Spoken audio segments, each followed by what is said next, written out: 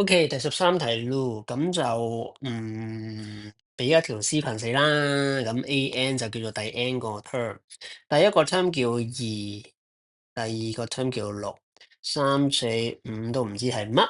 咁啊，另外最緊要睇得明呢一條式講緊啲咩啦。咁佢就話每3個嚟睇，第3個等於第2個 square 減第1個 square 咁樣樣。OK，我哋可以用呢條式去做翻第3個出嚟啦。OK。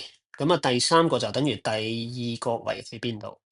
第2個嘅 square 減第1個 square 相減，即係32。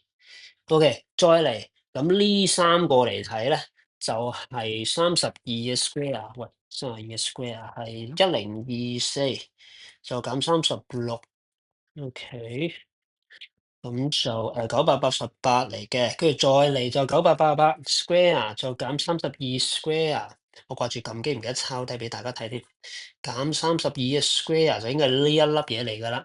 咁啊，撳一撳機就975,120，咁就答案 C 嚟嘅，一條 straightforward 嘅題目嚟嘅。